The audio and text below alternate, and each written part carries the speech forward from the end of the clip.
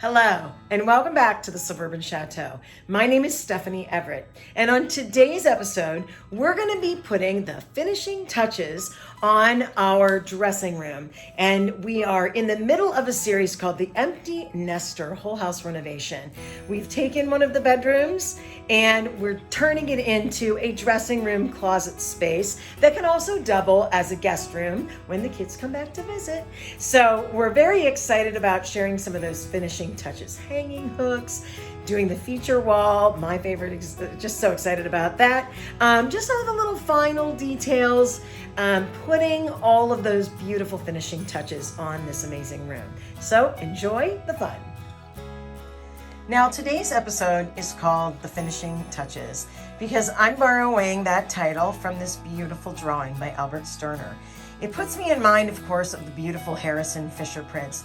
I put it in front of my mirror because that mirror that she's looking into so resembles the mirror that's in my room. And the legs on the chair almost resemble the little stool she's sitting on. So we've really got the whole look going on with our beautiful Gibson girl in the photo. So this is going to be our jump off point. I would like this photo to be right next to my vanity to just kind of remind me what this room is about. And I have some other prints that I'm going to include in this room as well. Now, on this wall, right above the little dresser that's right side by side with the closet, I have been looking at this print for a long time in our local antique store called Finds. It's in downtown Hollidaysburg on the Diamond. And my very great friend, Carrie Kinzel, owns that store. And I had been looking at it and she gave me a great deal on the print. And I just think it's going to be a little bit stunning against that blue with, of course, sort of the red dress and the green. If you can see that in the video, the green double matting, really. And this print is pretty cool because it's almost three-dimensional. If you see, she's got actual feathers in her hair and she's holding a bouquet of ribbon roses, which I think is pretty cool. So the Budweiser girl is going on the other side of the feature wall. Now, when I was in Carlisle, Pennsylvania with the girls, I found this print last winter, and it was kind of, if you could say, maybe like an inspiration. We were looking at a lot of Harrison Fisher prints, but I really thought this was a beautiful print. I need to find the correct frame for it, and I'd like to double mat it if possible. I found a double mat that is just an 8x10, and I'd like to make it a little bit bigger. I think her whole look is just too beautiful. I want to extend the print just a little bit so that you can see the beautiful of that chiffon around her shoulders. She's gorgeous. Now, as I'm prepping to put together this feature wall, I put together all of the prints and frames that I had already thought about incorporating. And of course, I showed you the lovely Budweiser girl. I also have my other beautiful print that I got in Carlisle.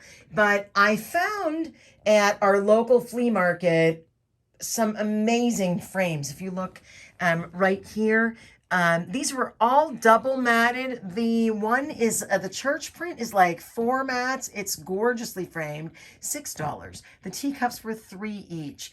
And these are all double matted. You couldn't buy the mats at a local art store for that price. And if you notice, Thundercloud is one of the colors in every single one of these pictures. So I'm going to find prints to fit these 4 frames. In addition to, of course, the finishing touches print and these wonderful Alphonse Mucha prints. I love this one is an autumn. That's the name of it.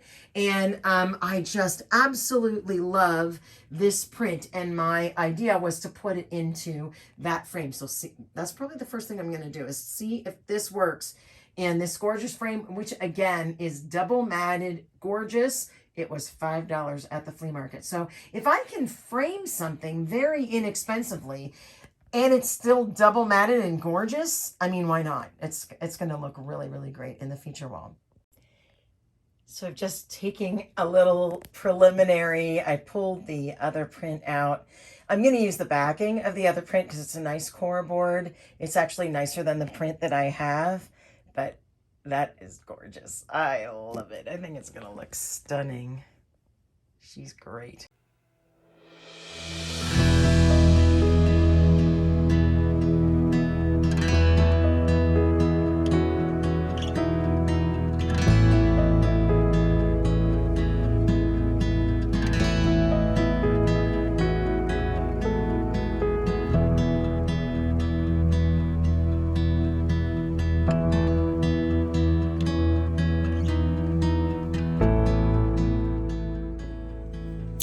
So I thought I'd take a minute and explain how I'm going to put together the components to the feature wall.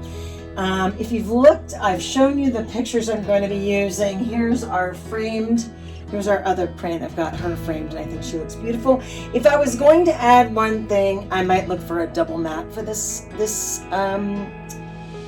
I like this beautiful print. I especially like the dark frame with that. It literally was a 50-cent frame and it included the pink mat, which I think goes so well with the picture. But I just sort of want like a burgundy as well with this one, so I might change the mat on that one. But it's so pretty. So what I am thinking of doing is sort of grouping the two styles of prints. So one of my styles is more of the Victorian prints. So that would be that one, the Budweiser girl, and our jump off point, which is called Finishing Touches. So I think all of those sort of have a bit of old school, old world, really pretty together. So I think I'm going to put those ones on the wall that's above the little dresser. So that would be the first part. And then I'll move those for a second. And I've got, everything's got hangers, which was the big achievement this morning. So then I'm thinking I will put all the Alphonse Mucha prints together. So here we have autumn. I have the two matching beautiful ladies here. And of course, this one, I just absolutely love this. But I think those four will group nicely on this other side. I do have one more Alphonse Mucha print coming. And I might have to find a different space for that because I think it might get too many in one spot. I have a sort of a preference on feature walls. I am not a big fan of feature walls that are so tight together that there's no space between. I like to make it fit the wall itself, so that there could be that I will add some things to this feature wall along the way. But these are the start off point, and I'm pretty excited. I'm going to put the first side down and kind of space it out on the floor before I hang it on the wall. So I think for these four pictures, I'm going to hang the two longer pieces so that they are at the same height. The top of them is the same height. And then I'll put the smaller ones facing each other. We'll see. I don't know. I'm a little bit conflicted about that. But I think the four of them look amazing together. I think they really go well together.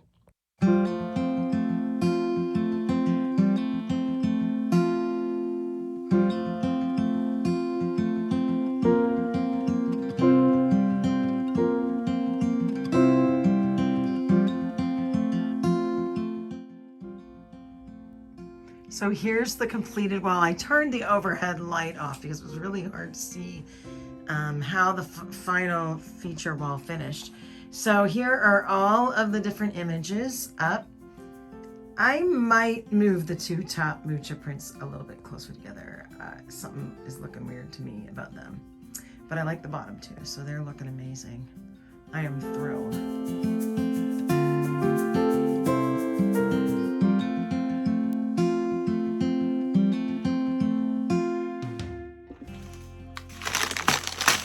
Now, I happened to visit our local antique depot, which is a really wonderful antique center.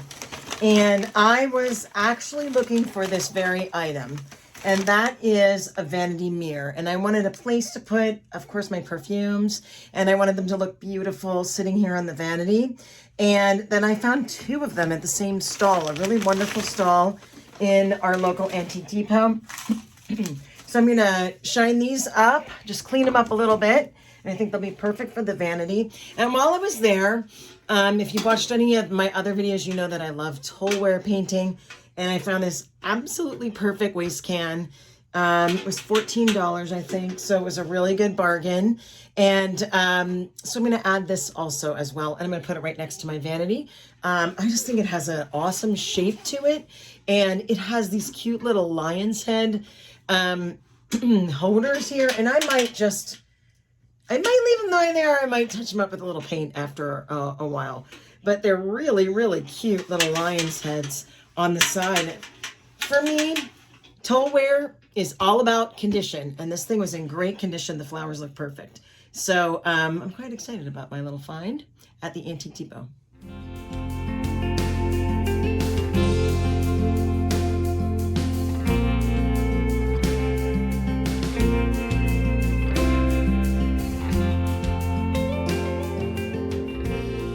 Now I'm taking a little bit of care as I set up my 2 vanity trays, and as I started going through things, I noticed I have a lot of essential oils or essential oil mixtures.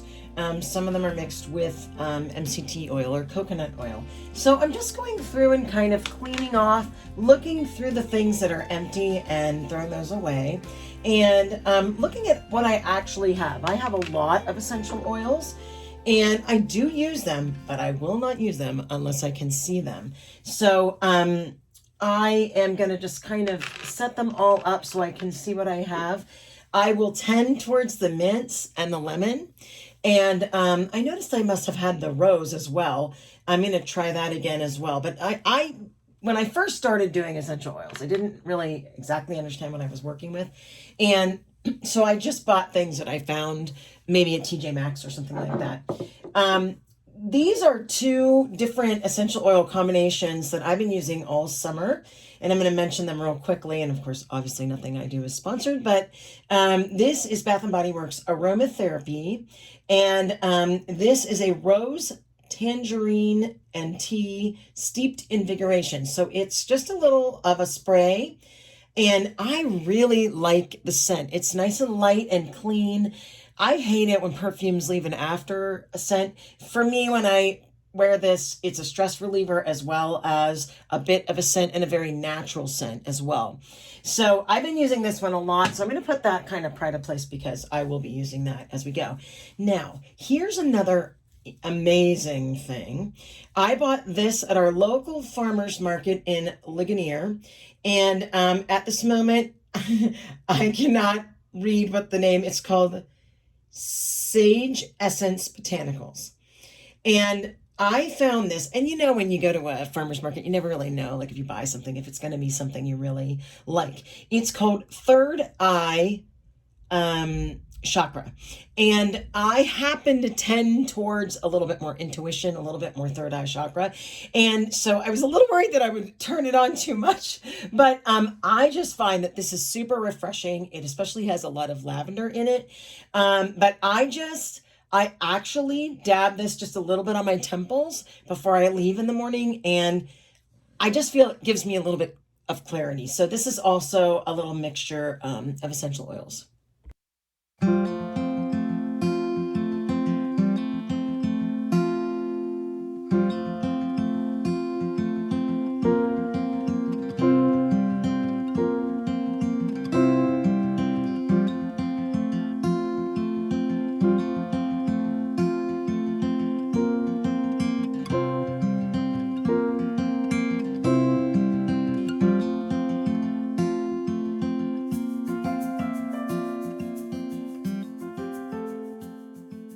So I'm dressing the chandelier. It's like putting beautiful earrings on to the perfect outfit. And boy, I'm having fun putting this together. We found the chandelier on Facebook Marketplace, and I had seen it. It's a Spanish chandelier. It is not cast brass, as I found out when I tried to clean it, that it's probably cast iron of some sort. So I did go ahead and I painted it because trying to clean it, I damaged the finish a little bit of it, which is okay because I knew I wanted it to be shinier. So so we took some liberties with it, but I really like how it turned out. I think it's beautiful. And I'm just trying to figure out how these little earrings go onto the chandelier, because that's kind of exciting. But I think I'm getting there. Slowly, we're figuring out. I wanted something that was brass and the crystals, and not just all crystals. I kind of wanted an antique look to it, and I think we've achieved it. And I definitely saw different versions of this same chandelier in several different antique shops, and several of them on the marketplace as well. But we ended up getting this one, and I think it looks amazing. I can figure out where all the pretty bits go.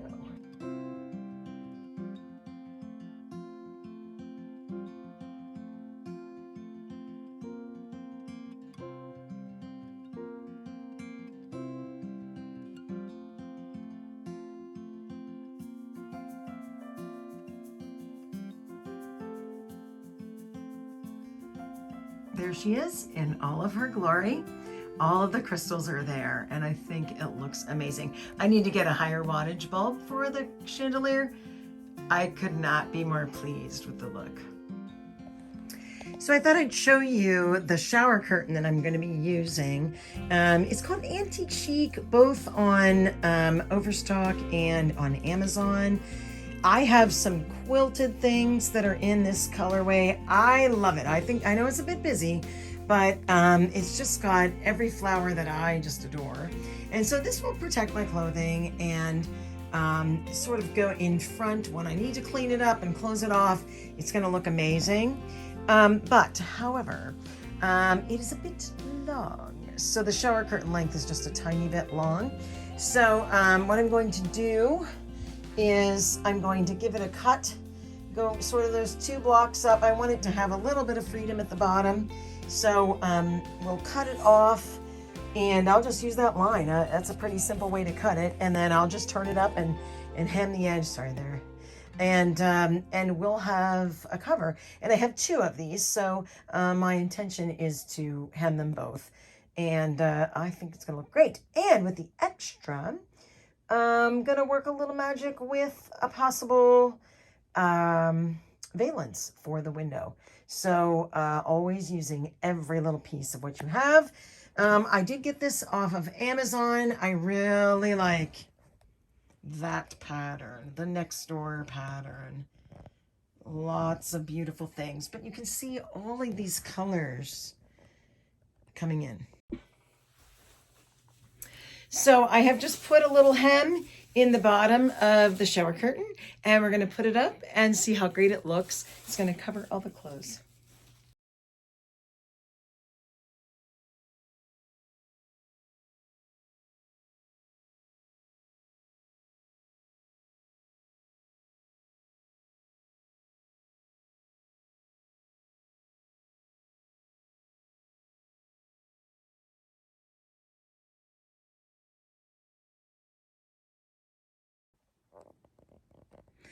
So here's the final look for the vanity area, and I am very thrilled with how the mirror went up.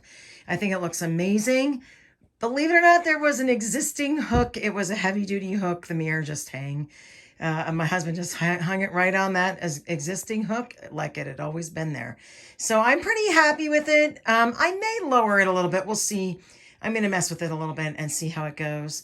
But I'm very thrilled with how this turned out.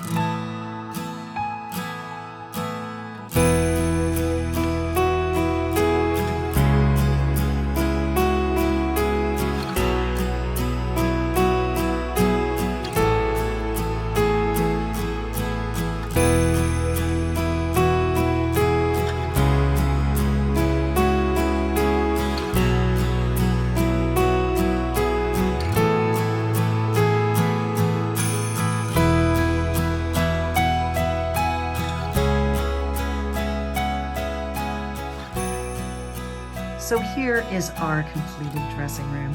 The beautiful feature wall. I'm so proud of this with the Alphonse Mucha prints and of course our Gibson Girl ladies on the other side. I also added, you might notice, a little valance to the top of the window and just a plain gray curtain. It also had a little roller shade there to keep light out. You see on the left-hand side the beautiful overflowed jewelry dresser. Of course, our beautiful mirror that sort of echoes the finishing touches print that's on the wall. We have, of course, the gorgeous dressing table and the antique mirror as well. And I am so pleased with how that turned out. And it's just proved to be the absolute perfect size. And I just love the mirror. It's just absolutely perfect for this wall.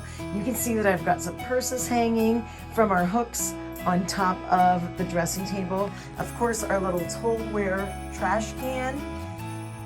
Probably one of my most favorite parts of this room is the gorgeous chandelier that we got on Facebook Marketplace. I did up the wattage so it's a little bit brighter, but I think it adds a lot. It'll help a lot when I'm getting dressed to be able to see everything that's there.